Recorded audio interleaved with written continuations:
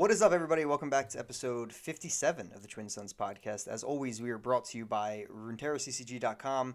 Lately, they've put out some pretty fire articles. One of my personal favorites was written by Den, and it's actually all about having a healthy mindset as you go to ladder. I know there's a lot of tilt out there. The tilt monster is very scary, so if you need to have a healthy mindset and make sure you're not getting super aggravated and throwing a bunch of games and changing your deck all the time, check out Den's article. On top of that, Mezume just broke down our little tournament that we had, the Twin Sons Open. He broke down the meta game of day one. So that's super exciting. Check both those out. But for today, it's just me, no one else except here, our guest, Mr. Boulevard himself. Welcome to the show, buddy. How's it going, man? It's going good. I'm just reminiscing about, I guess, our childhoods a little bit. We realized we're like half an hour from each other. Pretty much. I'm starting to wonder if we ever ended up at like the same LGS at some point. Actually, yeah, we need to talk about that at some point. I feel like, all right, well, you know what? We'll talk about your gaming history. So obviously, All right, that works. You just talked about local game stores. So I mean, like, I feel like we're gonna have a lot in common here already, because some people are just like, oh, Hearthstone is my first card game. I'm getting the vibe that was not your first card game. No, I started playing card games. I started going to locals in 2006 for Yu-Gi-Oh. I was born in like the ass end of '93, so like however old I was at the time. Dude, I'm born in '93 too. What's going on here? Pretty Guys? much. This Pretty is much. weird. Okay, this is weird. Now I know why we've never been here. I've met my doppelganger, and we can't meet in real life. Don't show up at LAN. That's why. But yeah, I played Yu-Gi-Oh for a long time. I sucked at it. I don't have I would get my nationals invite, and that was as far as I would get. I didn't like day 2 any events. I didn't top any regionals. My brother did, but so I was just Ryan's brother for a majority of my card gaming career. Then 2015 hits. I had gone off to college, taken a little bit of break from Yu-Gi-Oh, trying to get into it, figuring out what I like. 'Cause no one at college really played. It was like a Magic the Gathering type college. So, Right, yeah. I like would draft with them a little bit because the gaming club that I was in was like, everybody played Magic. That's just what we do. Yeah. So I pick up Yu-Gi-Oh again briefly. I go to 2015 Nationals in Tennessee. I don't have my invite. I show up, I win an LCQ, get my invite, and I O2 drop. I just got hard bodied, man. And I was like, you know what? Maybe Yu-Gi-Oh is not it. Maybe I got to start looking for the new thing. I've never really like tried any other card game for more than a month or so. I dabbled in a lot of everything during the times I was taking breaks from Yu-Gi-Oh, but then Force of Will was like this hot new thing that a bunch of players at my local game store were getting into, and they were like, hey, you got to check this out. And I was like, this looks like some weeaboo stuff, man. Like, I'm not touching this game with a 10-foot pole. You guys are out of your minds. And then the prices on the cards were insane. It was one of those like blow up backpack vending is like the way to make money on this game. So I was like, all right, sure. I start backpack vending the game. Naturally, 3 weeks later, all my friends sell out of the game. I'm stuck with all this product. I'm like, now I have no choice but to play this game. My brother was living in Louisiana at the time, and we don't really talk that often, but he randomly hits me up out of the blue. He's like, hey, have you heard of this new game, Force of Will? And I was like, yeah, buddy. Yeah, I have. Do you want to play? Fast forward 5 years, we're both world champions of that game. We're both national champions. Widely regarded as just the 2 best players in the world at that game. They actually they brought a bunch of people on, and they were like, all right, who were the best players in Force of Will? My brother was ranked number 1. I was ranked number 2, but my brother thinks I'm better than he was. So it's like, we don't even have tiebreakers to go off of because we both won 7 events, which got really boring because all of a sudden, like, it's, near the end of the game's lifespan. Not that the game's dead, but like it stopped doing paid prize support for Worlds invites. So that's when I kind of got out of it. But, teams would pop up, and there's like 12-person teams, and they're like, yeah, it's a card game. We got to talk our shit. We got to get some hype going. And they're like, yeah, we're the best team out there. And I was like, okay, my team is 6 people. Your 10-man team does not have as many tops as me and just my brother have wins. There is no drama here. We are not in the same. There is no contention. We will bury you. It was starting to get a little old. And on top of the losing prize support, I was like, let's see what's going on. So, Legends of Runeterra. I played League since season 1, so I was already just watching the Riot 10th anniversary thing because I was super into League at the time. I was actually thinking about becoming a caster for League of Legends at that time. Like, right before Runeterra dropped, I applied to cast at the LCK. Like, that's the kind of levels that we were going at here. So, I just heard about Runeterra from the start, and I was like, yeah, play the demo weekends. I missed the first one because I had a Grand Prix that weekend, but the second one I got into, and I was like, okay, yeah, I can jive with this a little bit. I could see myself doing this for a while. And then I just came in. I didn't want to come in as a player. I had just got done like a 5-year stretch of like I said, like just dominating a card game. And I Hard was like, grinding too, I'm sure. yeah. And like, I think about this card game, like, 80, 90% of my day, like it's just consuming my life. I'm like making content. I've swapped teams a couple times. I'm sponsored by Alter Reality Gaming, which is for any non-Magic game, that's usually about as high as you get. Right. So it's Right. like, what am I gonna do? Like, I don't really want to. Like, this was draining, and it was expensive to travel that much for a pretty low payout. And I never really thought of myself as like a hyper competitive person, so like I didn't want to keep up this mindset again. And I was like, I have this broadcasting background. I've done a lot of acting. I've done some radio work. I've done some journalism. I'm a stats nerd. Let's come in as a caster, ground floor, hit the ground running, see how far that can take me. And apparently it can take me really far because I've been on the seasonal.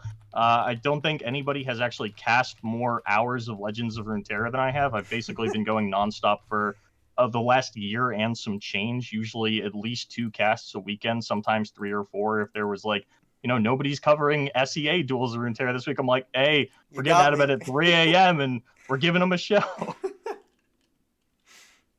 That's actually fantastic. That's awesome to hear. I just googled Force of Will because I was like, that sounds so familiar. And you're right. It was that exact same thing where you said it popped off for like 2-3 weeks, and then everyone sold out. And it was that exact thing. I totally remember when that little tornado came through our local game store. And I was like, oh, what is this game? That's definitely interesting. And then, yep, that's what it was. That's so funny. That's so crazy that Yeah, you ended up blowing up in that. it was so weird because my friends finally got me to try it, and they gave me a deck and I played it and I Yeah. beat him, and he was like, I've never seen anyone play the deck like that before. I'm like, okay, that's a weird thing to say, but we'll rock with it. And like, mind you, Right. I'm coming from Yu-Gi-Oh, so like I don't play resource based card games that often. Right. And then me and my brother started testing, and we figured out very quickly that one of two things was going to happen. Either we were really off base and we were playing this game completely wrong, or everybody else in the world was playing this game completely wrong and we were about to be next level at it. And Right. we never thought it'd be the latter, but the results kind of spoke for themselves on that one. Yeah. Seriously. That's awesome. I love the indie game background. Like I think that's super great. That's like what I grew up on. Like Yu-Gi-Oh obviously is a bit more mainstream, but still not even the top of the top. Like you're saying, Yeah. Magic's obviously the dominant one, but you always have Magic, Pokemon, Yu-Gi-Oh, or I guess like probably the big three for the longest Yeah. amount of time. But yeah, I grew up on like I played a little bit of Magic, but all indie games as well. Wherever I did any of my things, always indie games, and mainly I was actually like a tabletop miniatures gamer. Like that was like my biggest thing. So I don't know if you ever dove into any of those at your local game stores, but Warhammer, War Machine, all those type of things. So they were kind of like hand in hand with card games. But question: was your brother older as well, or is he younger? He's older. Dude, He's like a year and a half older. dude. See, my brother's 9 years older, so I was literally Uh, like I was his shadow there. But he was always better than me at all the games as well. Even though he says you're better, yeah, he had the yeah, 1-2 yeah. thing. Oh, constantly the same thing. I was like, yeah, it's Tommy's little brother. Constantly. So we have a lot in common, which is Basically. actually hilarious. So you pretty much covered the gaming background. You Yeah. mentioned a little bit the content creation background here and there, but did you do any actual content for Force of Will, or was that you said you grinded really hard for the game, but was your first content actually in lore? So my first content was actually in Yu-Gi-Oh. Okay. And this is going to sound a lot sadder than it is, but basically my mom hates gaming, card games and video games, which means that growing up, like in high school, I wasn't allowed to play video games. I didn't have a cell phone. I wasn't allowed to watch TV. I didn't have a computer. So like you get out of school at like 3 p.m., you go to bed at like 10 p.m. Yeah. What am I doing for those 7 hours? The answer was because she doesn't like card games and won't buy me Yu-Gi-Oh cards for Christmas. She would just like kind of throw random gifts at the wall until it stuck. And like one year she got me a digital camera, and I was like, I guess I'm gonna start doing what every other Yu-Gi-Oh YouTuber that I see is doing. I'm doing deck profiles. I'm doing match highlights. I started Yep. doing this thing where like every week I'd be like, hey, here's a card that like you can throw on your sideboard, and like I have yet to meet that success in Forcewell. My highest viewed video for my 16-year-old YouTube channel is like 28,000 views. And like everything I have on Runeterra doesn't come close. I'm like, I'm still chasing that high that 16-year-old Boulevard Right. found, apparently. That's actually But then I awesome though. then I get into Forcewell. I'm like obviously one of the best players. So like anybody that's like, hey, we're writing articles, reaching out to me. I was on a team basically from the beginning, and like no matter how many times I switched teams, they'd still like host a website. I'd write articles for them, Right. and I Exactly. never like what's the best way to put this? I will never be a full-time YouTuber because I never put content creation first. It's more so when I have something to say, I'll make content about it. Right. But I'm not like I need to put out 5 videos a week. What's the best way to do that? What's the clickbait? I'm just like, especially in Forcewell, it was like people know who I am. My name is the clickbait. Right. Right. So it was very easy to just be like, hey, here's this thing. And one thing that I really like doing is, unlike digital card games and physical card games, it can be really tough for the general public to figure out when a new deck pops up.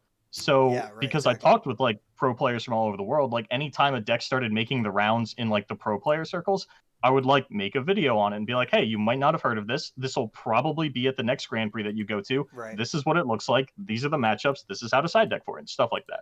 Yeah, I mean, that's incredibly useful for physical card games because, you know, unless you're actually at the tournament, you're not really hearing about that deck unless you're Yeah. someone's posting it on Reddit after the tournament or, you know, something along those lines. But yeah, I mean, especially back in the day. Now, so it's, you know, a little bit different. I think news spreads Yeah. a little bit better just because some people are making content, but that's crazy. So we kind of covered this for a second. You heard about lore just because you were locked in. I always like asking everybody how they heard about lore. You were already locked in just because you said you've been playing League since Yeah. forever. So you just heard about it at the Riot 10 announcement. Is that the first time? Yep. Yeah. Just as soon as they announced it, I was already on top of it. I was like, all right, yeah, I'm in. I messaged everybody. I'm like, we're playing the League of Legends card game. How Yeah. are we doing this? And kind of going back to the content thing for LOR, it's like I've been making content for LOR for a little over a year now. Yeah. And it's just, I never wanted to make gameplay footage, which is why my content is very inconsistent. I put out like 2 videos a week, but it's never going to be like 5 a week because I just don't have the time, especially because I cast on the weekends. Like that's my video, but then it goes to Jay Doza's channel, which is totally fine. But it's just, what was the way I wanted to phrase this? Oh, I'm drawing a blank. No, as far as like no. what you want to make, you mean content wise? Oh yeah, that's right. I was thinking like everybody has a favorite caster, like a caster they like from like League of Legends, right? So like let's say Freak. You know, if I go to Freak's YouTube channel, what do I want to see? And the answer is not Freak playing League of Legends. That's a great point. So I was like, if I'm going to come in as a caster, I have to do this right. Like, what kind of content do I want to see out of a caster? And I just made that kind of content. That's really smart. Yeah, I mean, it's, you know, I don't think a lot of people would think about it that way, and it's super smart. You know what you want to be from the very beginning, so might as well act like it right away. Yeah. Yeah, it makes total sense. So, you know, speaking of all the casting, obviously a plethora of casting. I mean, if you guys have played tournaments, even if you haven't, if you've, you know, seen or looked up anything about any tournament, you should have heard Boulevard's name at some point in those messages. Like you said, I don't think there's anybody who's casted more tournaments in general. Can you give me a quick just rundown of the things that you have casted? Obviously, there's some big ones, but like you said, there's a bajillion other ones as well. The main ones are like Duels of Runeterra, Jam Fest, the Ascent of Targon qualifier. The PCS is the Project Conquerors. That's like a French league that is like relatively popular in Europe. Gotcha. Actually, that top 16 contained my favorite match of Runeterra that I ever got to cast. It was New Meal v Fresh Lobster in a tight Karma Ezreal mirror, which I never thought would be my favorite. But yeah, right. Let's see. Obviously I did the seasonal. I've been on a couple of fight nights for North America, filling in for Casanova.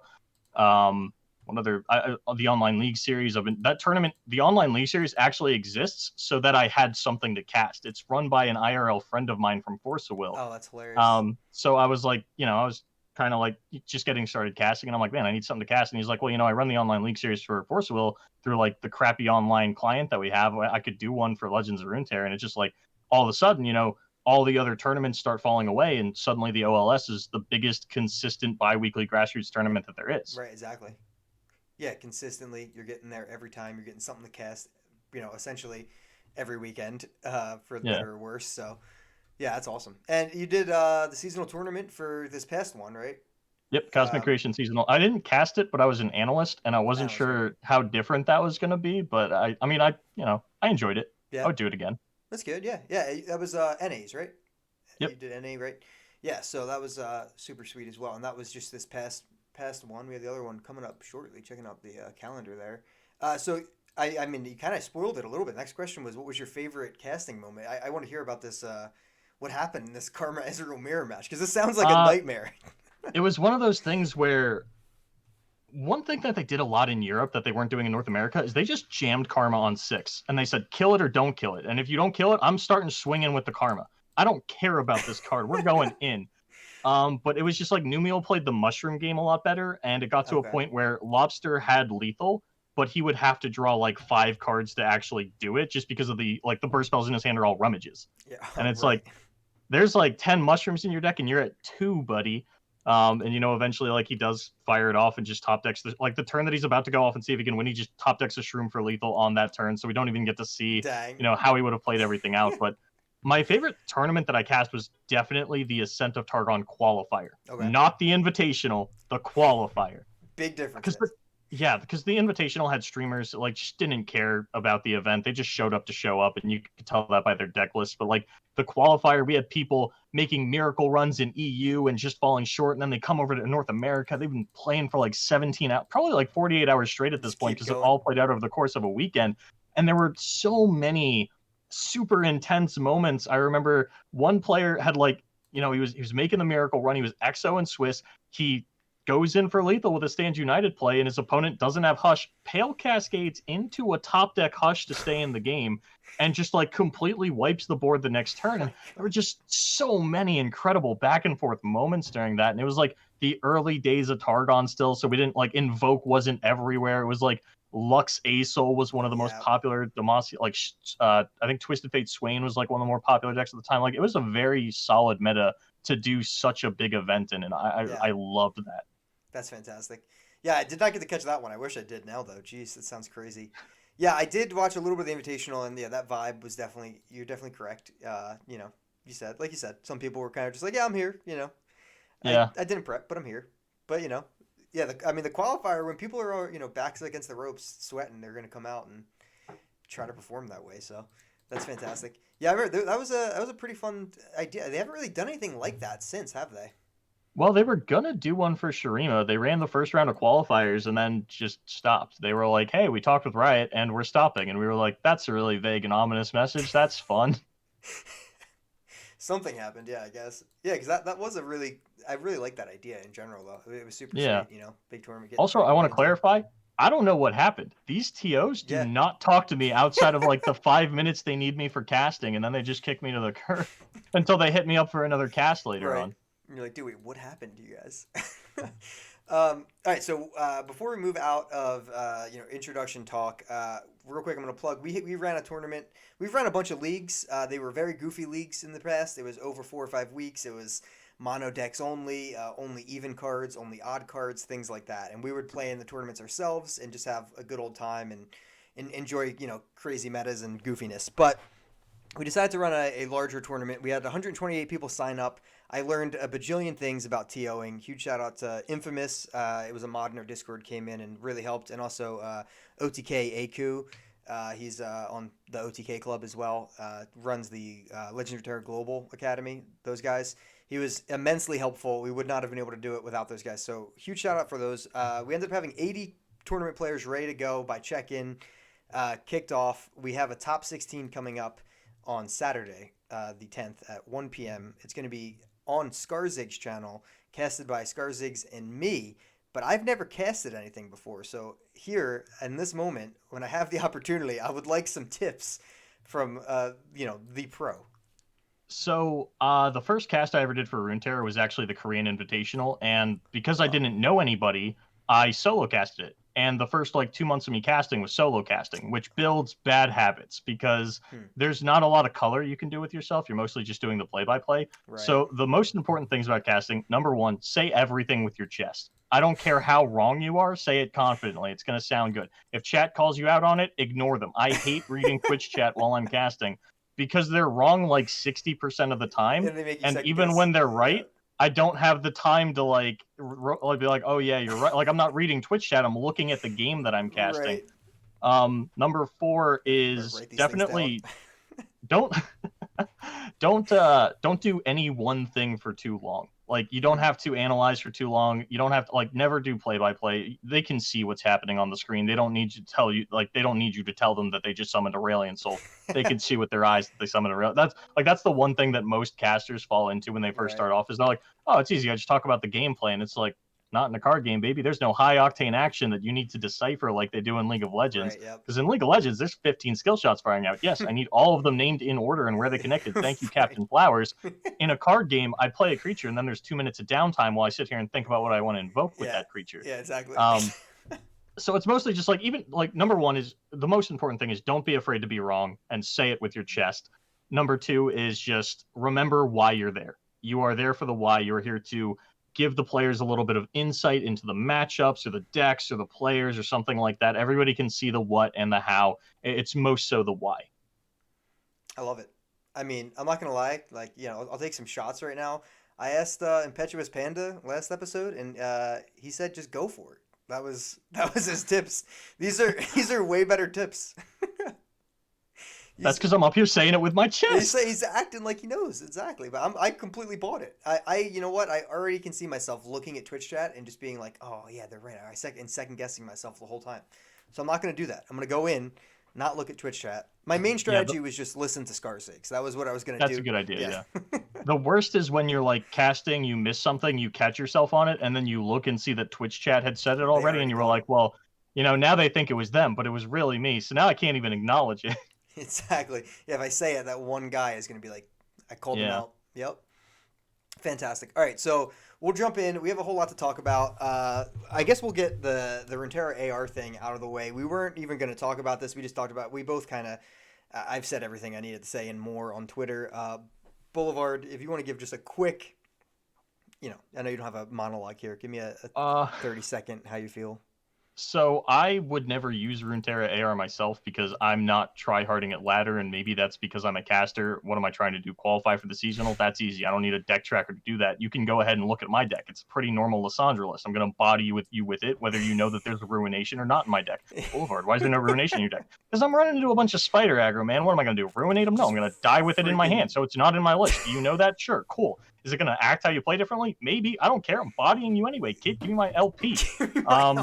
But like, I'm not going to crucify anybody who did it. Yeah. Like, it was open. It was public source. It wasn't explicitly against the rules of the game. Like, I'm not going to use it, but if you used it, like, I'm not getting you out of here or anything like that. Like, it's not that big a deal to me.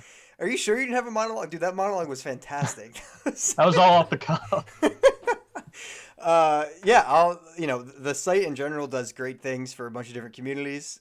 Nothing against the site at all, and nothing against the players that used it. The only reason I brought any attention to it at all was so that Riot would actually see, hey, look, the API is used in this way. Is that intended or not?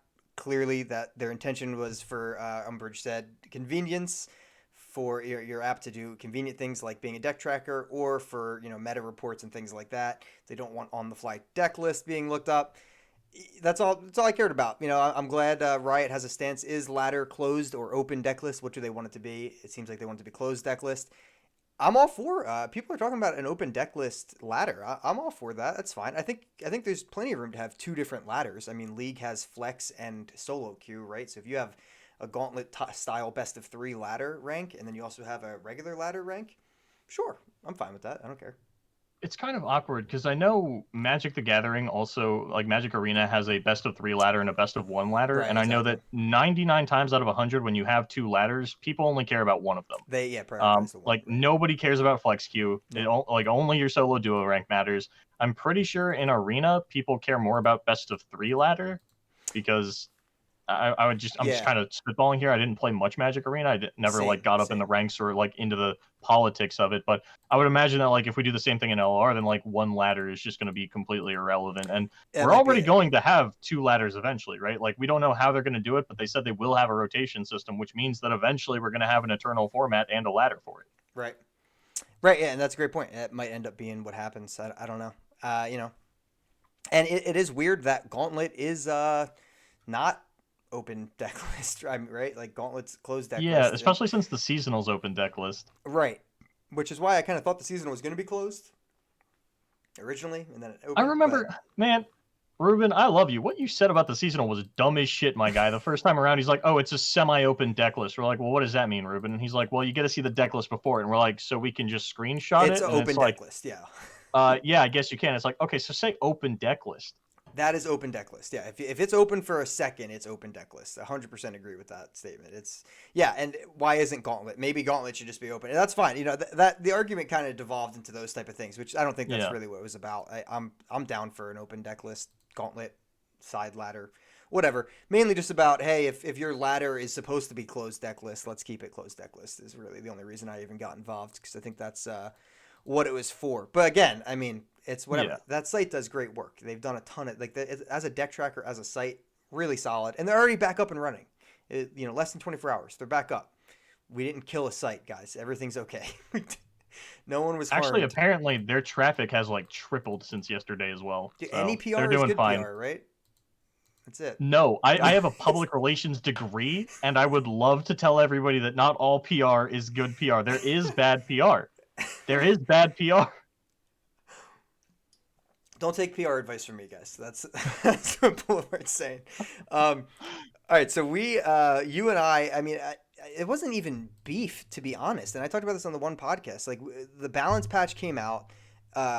This is before 2.5. So what is it? I guess it's technically 2.4, right? Where it was 2.4. There's not supposed to be balance there, expected balance there. We don't see any. People are up in arms, and we get balance now in 2.5. And I'm kind of like, all right, I wasn't expecting any balance. It sucks because this meta is rough, and there's cards that have needed to be changed for a long time.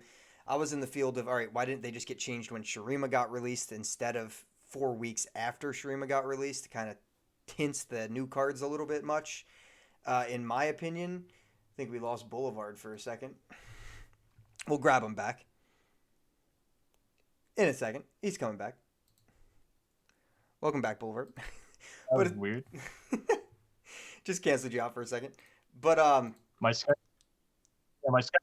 Discord just like reset itself. I was like, all right, that doesn't normally happen. But hey, you should have seen when we had Saucy Mailman on, he turned into a robot every like 30 seconds, and I was pissing myself the entire episode. Like, that episode is 95% my laughter just because his voice would start just roboting during the episode. Fantastic.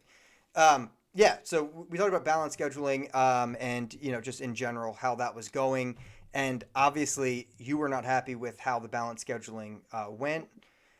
I would just on the record, I also wasn't happy with it. I don't agree with it. I do. My, tweet missed that. I was more just kind of like, all right, guys, let's not freak out. It is, we weren't expecting anything now. But Boulevard took the right path of saying, hey, let's get their attention to say that we're not happy about it right now. So can you just go here and just say, what you would like further in balance as we go?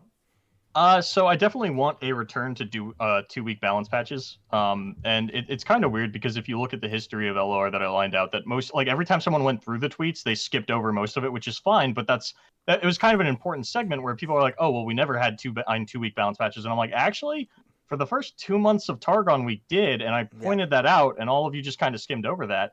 That was kind of important. Another important one is that Riot has said, hey, we don't want to do balance patches on set releases. There have been 5 set releases in Legends of Runeterra. 3 of them had balance changes. That means more often than not, we're doing balance changes on set release, even if it's just one like the Aphelios. But more than just the infrequency of the patches, my problem was with how small they were getting.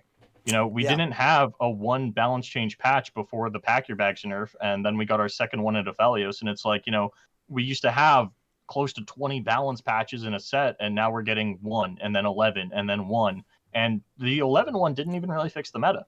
Now, like, TF is still like good, it's still topping tournaments, so like that is kind of the ideal though, right? Is like it's not dominating everything. We're not seeing 13 out of 16 in the top 16. We're seeing like thank God, 1 or 2, right? But yeah, I'm not gonna lie, the reason that I chose your tweet to respond to specifically is because I had my pitchfork in hand. And the last thing I wanted to hear was, all right, everybody, let's be calm about this. I was like, no, I'm ready to light this thing on fire. We're finding Riot Games, and we're standing outside menacingly. We're not doing anything. We're just kind of like, hey, speed it up a little bit.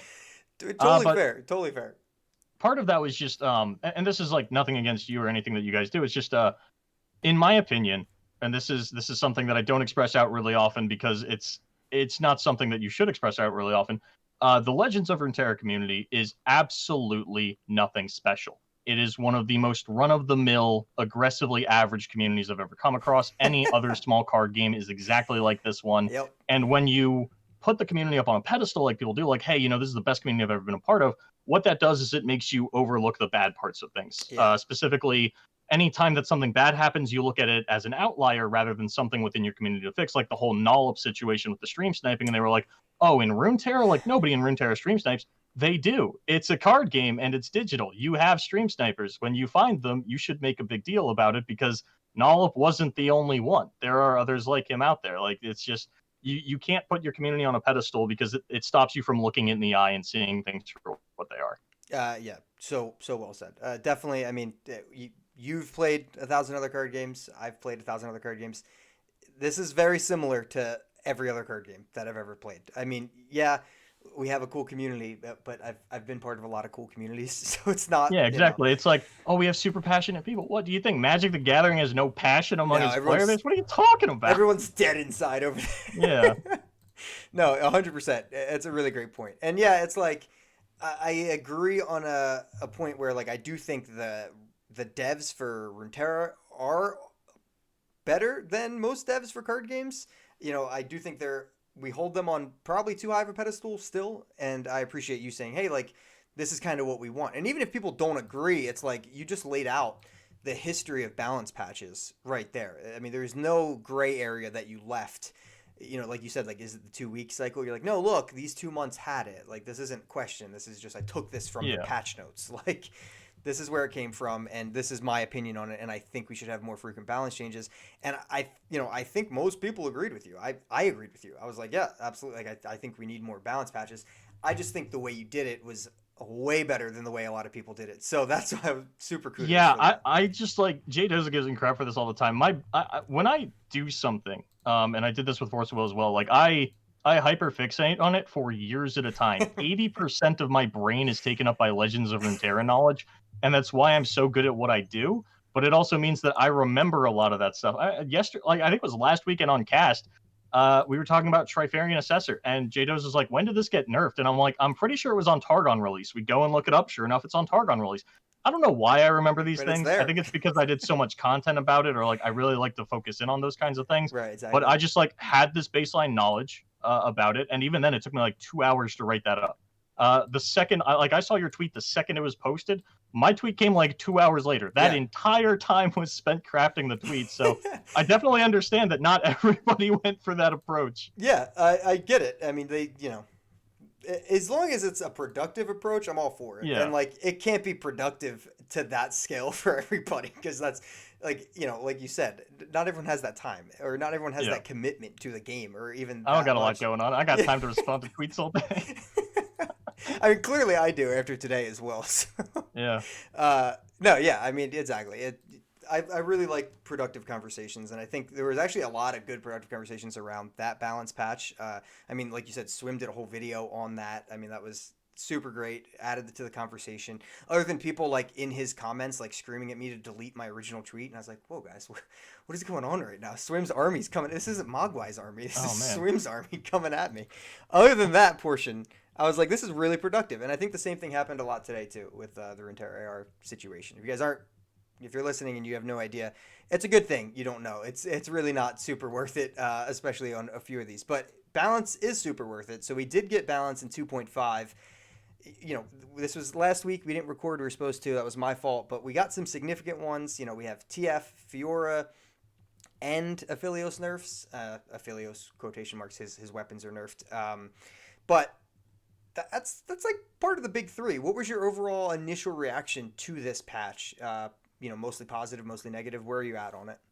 Mostly positive. The first thing that I did was actually count the number of balance changes, and I think it was 18 or 19, assuming that you count all of the guns as one nerf. Yeah, right. And I was like, that's good. Like, I think the most we've ever gotten is 19. Mm-hmm. So I was like, this is what I wanted, like more big patches. And it dealt with a lot of things. I mean, I've been tweeting out like, representation of top 16s and top 8s of tournaments, and like we are seeing infinitely more diverse than we used to.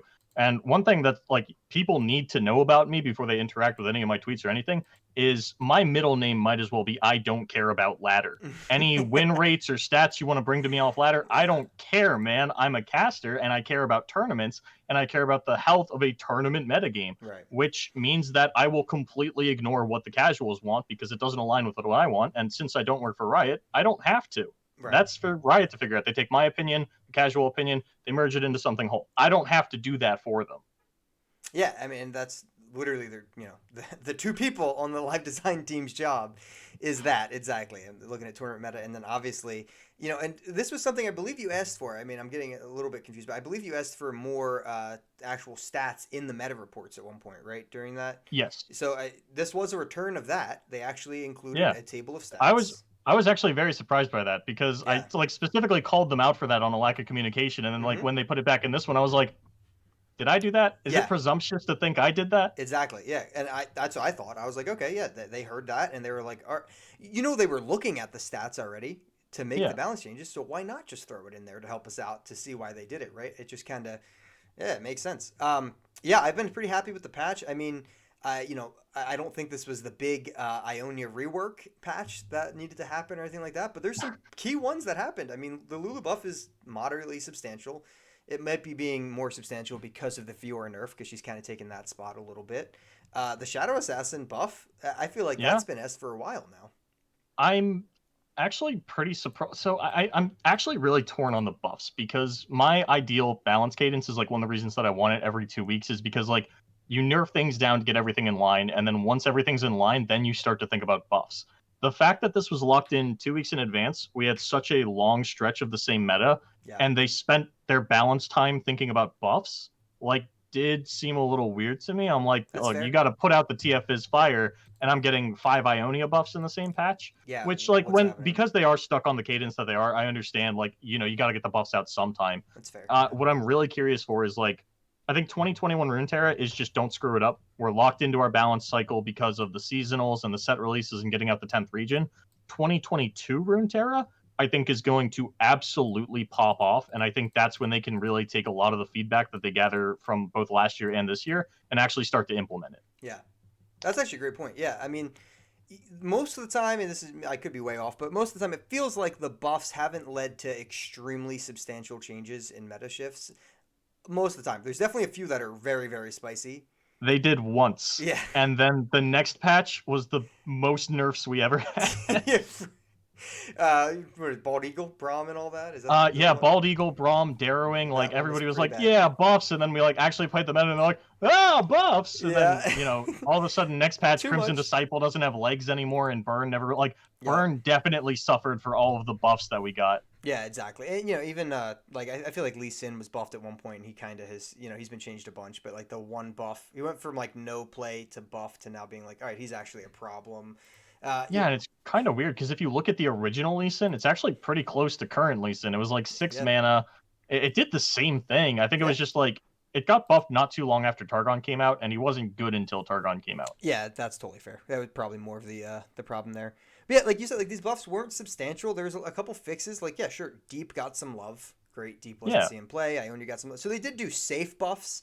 But I am with yeah, you where definitely. if they did like every 2 weeks, I would feel a lot better if you could actually take riskier buffs in the Exactly. It's 2 week like if period. there are no nerfs to do, then it's like how do you shake up the metagame? You buff things, and Right. all of a sudden we have one attack Braum back, and we all can deal with that again. I loved one attack Braum. Like I understand it's Dude. super toxic, especially with Ravenous Flock existing, but like man, did I love one attack Braum. Swain Braum was like my favorite deck in Dude, Runeterra. Braum was disgusting for like a month there. He was absolutely bonkers. Absolutely bonkers. How do you feel about the, before we move on from this, I want to talk about your tournament tier list, which is super sweet Yeah. that you did. But how did you feel about the Veiled Temple nerf? I feel like that was one of the ones that kind of was hit or miss for some people. Some people liked it, some people didn't. So I feel like the Aphelios nerf removed him from the game, and I felt like the Temple buff wasn't quite going to do the same thing, but the Grand Plaza nerf, I didn't expect to remove Grand Plaza from the game either. Mm-hmm. I think that a lot of the Targon decks that we were seeing with Temple were mostly Aphelios decks, and now that Aphelios has been removed, we're not seeing too many Temple decks, and it's really hard for me to tell where the break is between Aphelios and Temple, if they really are just tied together, or it's because they both got nerfed at the same time. Yeah. I think if Temple gave health instead of attack, it would be still a very playable, very dominant card. Yeah. I think the attack buff doesn't even necessarily suit the Targon region as much. I Right. mean, I think the only attack buffs that they really have are like Diana when you Nightfall and the Celestials that gain for other Celestials. But for the most part, when I think of Targon, I'm thinking like Astral Protection and Sunblessed Vigor and things like that. Yeah. And I think that a lot of, like, Lee Sin's the only one that really cared about the attack off of it. You know, Karma, Right. Zoe, and the other Invoke decks would love it if it got HP instead of attack. So maybe they'll like kind of flop that down the line. But they historically are absolutely terrible when it comes to +1/+1 effects. That's very fair. Very, very fair. I mean, this one was weird, and I feel like the gray area that you're describing is pretty perfect as to where everyone kind of feels about the Veiled Temple. And I think the correlation to Grand Plaza is like dead on, right? Like Grand Plaza was like, oh my god, this thing is absurd for the time being, and now it still Yeah. exists in a healthy spot, and this might exist somewhere down the line, like you said, even as is with the +1 attack. But it might just be okay, this was clearly played with Aphelios at all times, and now Aphelios is not being played, so we're not seeing it yet. But Yeah, we're even seeing it cut from like the Lee Sin decks that weren't playing Aphelios previously. So, yeah, but I mean, not all of the Lee Sin players are on the same page. I just feel like Temple sure. was a byproduct of the Aphelios nerf, and I'm Yeah. kind of curious how good it would have been without him. Yeah. I still think like when Temple got printed, I was like, eventually this is gonna break Runeterra. Right. I just didn't think it would be on release. Yep. Yeah, totally fair. And Shyvana got Fury now, so great guys, we did it. Why are people? I've played so many Dragon players in the last 24 hours. I'm like, what is going on here? I don't understand.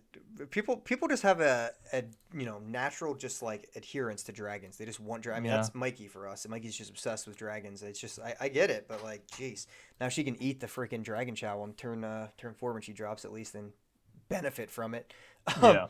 So yeah, we won't go through every change because we did, we didn't cover that. It could have been last week's topic, but there's more to talk about. You put out on a Google sheet that's free for everybody, right? No paywall or anything behind this. Nope. And it's just a tier list, but specifically focused for tournament play. So this is not like your ladder tier list.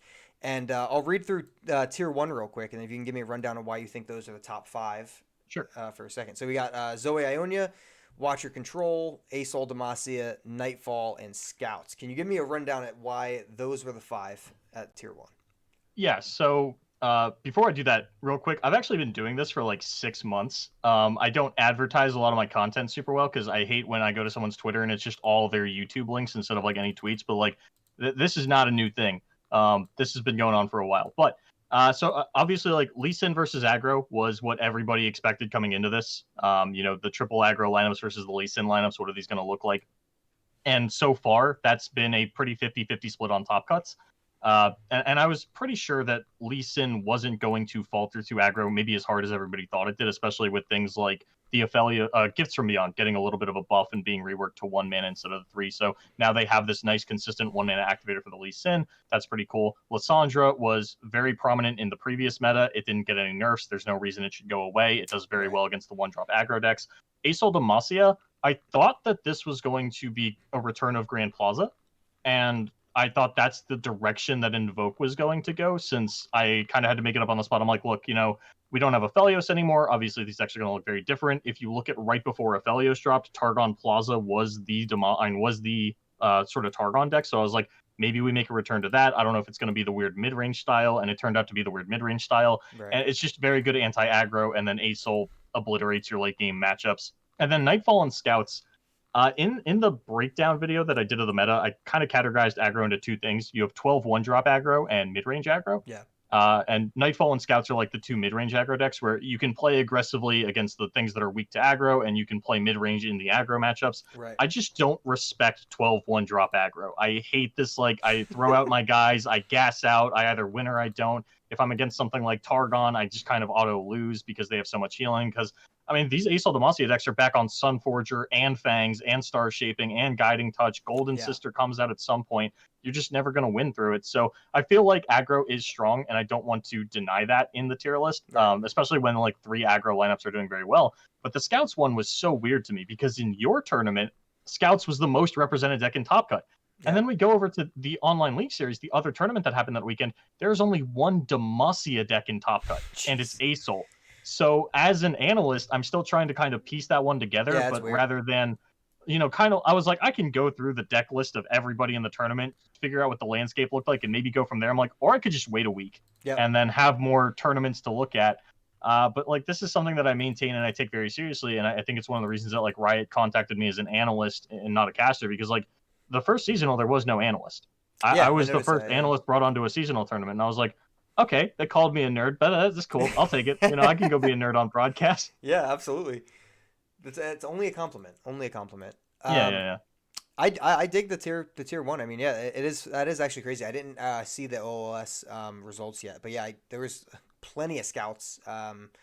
Den brought a scouts list as well, I believe, as one of our 6-0s. Could have been Sneak. I could be misinterpreting that. One of the two 6-0s brought a scouts with Stony Suppressor, and yeah, I mean, dude, it did work. I do notice, like you said, the one drop mania decks here. You got spiders, you got discard aggro, you got pirate aggro. They're all in tier two, so you're giving them some respect.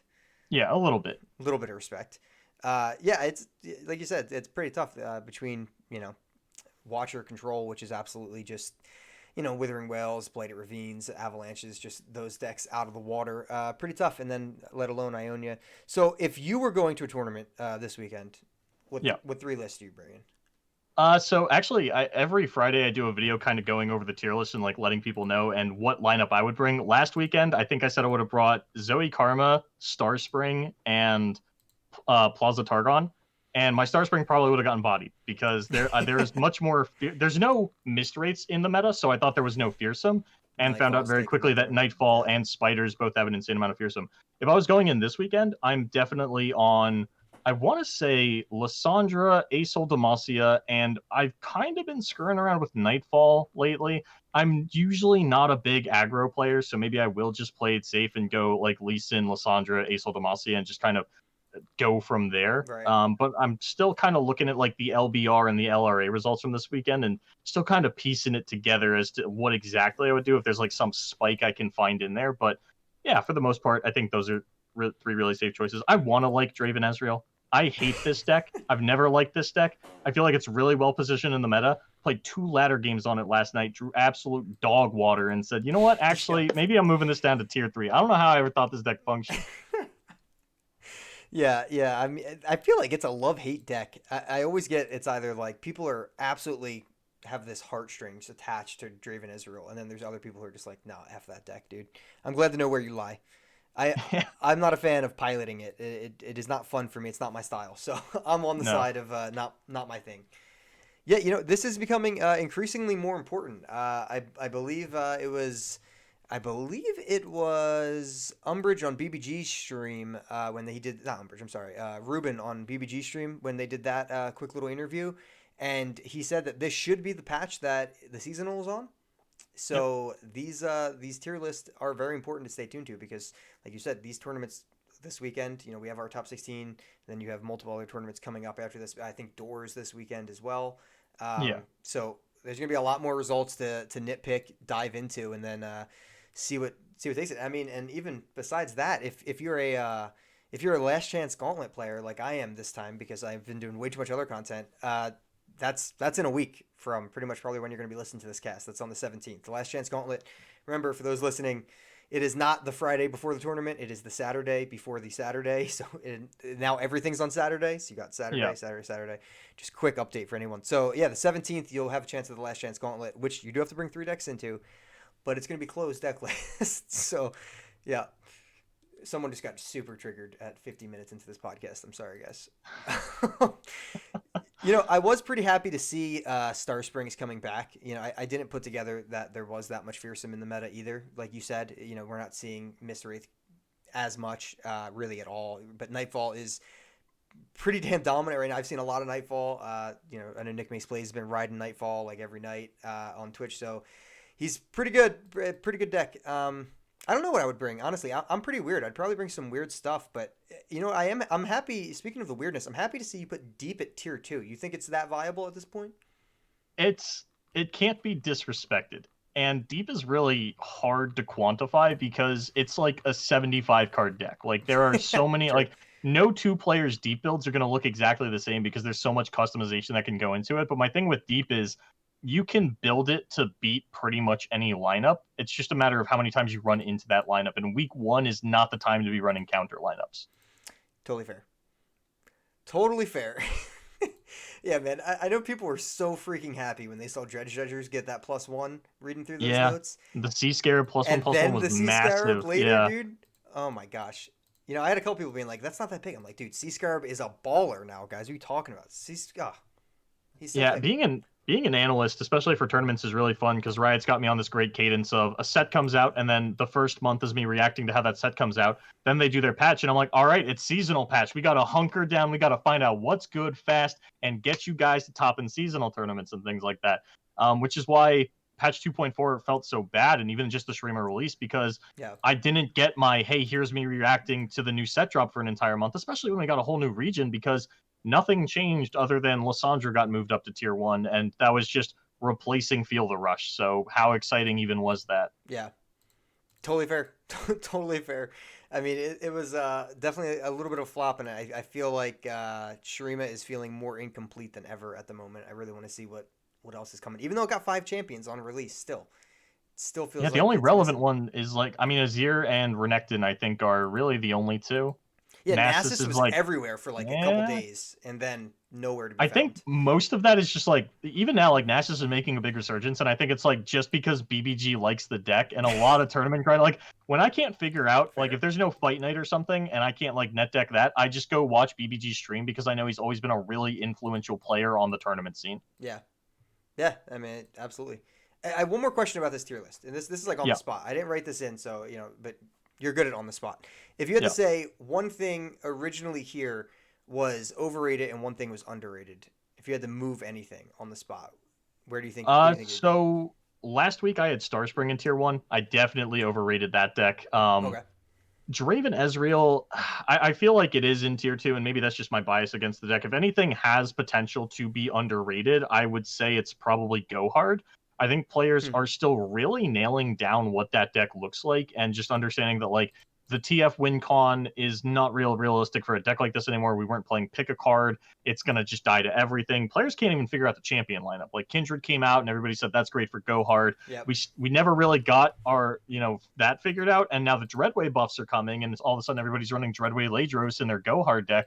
And I think that players just need to figure out what a good Go Hard deck actually looks like, and then it can like come in and do really great things in the meta. Right. Especially because a lot of the Ionia decks are more aggressively postured, like Shen Lulu and Shen Jarvan. They're not really big on denies and nopifies. Your pack your bags is going to go off if you need it to.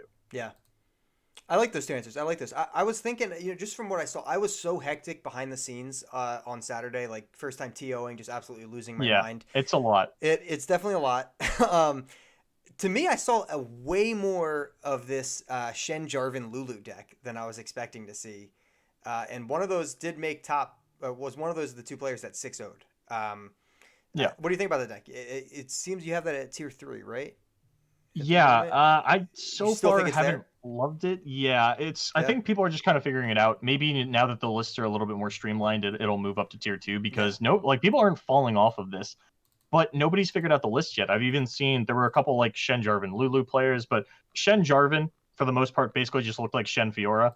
And then Shen Lulu was like completely different. It played like 5 rally effects. It topped out at yep. 4 mana, and I'm just like, okay, you guys got it. You need to get on the same page. One of these is going to completely fall off the face of the planet after week 1, and maybe when we get closer to the seasonal, we'll have a better idea. Like there are so many new decks that it's like I have to wait until we're closer to the seasonal to know what this looks like, and Yeah, then I can give you a better idea of like the kind of lineup it fits into and how well it's going to do. But for the most part, I think my problem with the Shen Demacia decks right now is your lineup is basically, this is an oversimplification, but we're kind of tight on time here. yeah, You're either a Lee Sin lineup or you're an aggro lineup, and which one of those do you put Shen Demacia in? yeah. Yeah, no, that's totally fair. Totally fair. Yeah, I like it. I mean, guys, I really suggest checking out this tier list. Like you said, you're making them essentially every weekend, and you're breaking Yeah. down a video on Friday most weeks about what lineup you'd be bringing and going into that. And if you're not a tournament player, you still have a gauntlet that you can play in every weekend, and you need to bring 3 decks for that now every time. Yeah. And it's a full best of 3 match.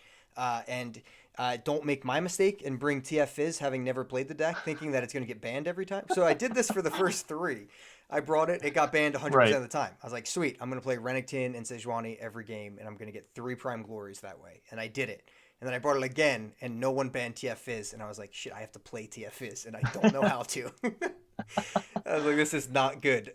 Won one game, lost the second one, and then lost the third using a different deck. So yeah, it was rough. Don't do that. So come in here, get prepared, check out these lists. On top of us just talking about the list, there is a link in the deck in the Excel sheet as well that'll take you straight to an example list, so you can start there and then make text accordingly to your playstyle for each of those lists. So this is an amazing tool. I will have a link to the spreadsheet in the description of the video, etc., or the podcast wherever you're listening at. So appreciate that. We're going to close up here. I just need to, give you the floor for a second here.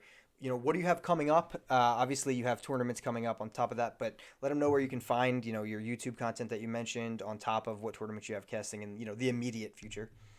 Yeah, so follow me on Twitter from the BLVD. You can find me on YouTube at TCG Boulevard. Unfortunately, Boulevard's a cool word and it's taken on most platforms, so I couldn't get it everywhere. You can find me casting for the most part at J Doza GG's Twitch channel. He's my usual co-caster. This weekend, we've got Duels of Shurima coming up. Him and I are going to be doing that. But then next week, the 17th, right before the seasonal, I'll actually be an analyst on the Majin Bay and Jason Florent tournament, Nice. whose name is, I don't know if the tournament even has a name, but I'm going to be an analyst on that. So, come check that out. It's going to be a great time. It's a Patreon-only tournament. I think it's like a $2 entry fee. So, if you have a Patreon, it's $2 entry fee. It's a $1,000 prize pool. That's going to be really big. I will say publicly, because I don't think it's bad for me to say this, Riot has not contacted me for this upcoming seasonal, but they did it pretty last minute last time, so we'll see on that one. You got a couple weeks. Yeah, they've still got time. I think I went back and checked, and I'm like, all right, they hit me up 12 days beforehand. And since Riot aren't the ones that stream week 1, we've still got 2 weeks before they have to hit me up. So yeah, you'll know when. Not when I know, because I have to wait for them to say something. I could probably say something immediately, but I want to play it safe on that one. But those are the two that I have coming up in the immediate future. And then every other weekend, we have the online league series. Once again, twitch.tv/jdoza. And somehow we always find another tournament on the off weekends of that to cast. A lot of people are coming out, doing their one-off tournaments, and then disappearing. And who else are you going to hit up at JDoza and Boulevard if you're in the NA sort of time zones? Yeah, I never heard of this JDoza guy, though. He's pretty new. He sucks. But I'm showing him the ropes and stuff. Yeah. Yeah, no, I messaged him. I said his rework was very nice. I mean, I was a little biased because Sneak did his rebranding and he did ours as well. So I was a little biased because Sneak's my boy. But it does look really good. So yeah, I will give it to him. He's got that. Even if he sucks at casting, he's got a good logo. No, he's great. I'm waiting for him to pop up in Twitch chat. I know he's watching. I know he can hear me right now. He's listening. He's always listening. No, we had him on a few weeks back. He was awesome to talk to for sure. Well, that's it for us, guys. Appreciate it. Lots of craziness going on in the lore community at the moment, but stay nice to each other. Stay productive.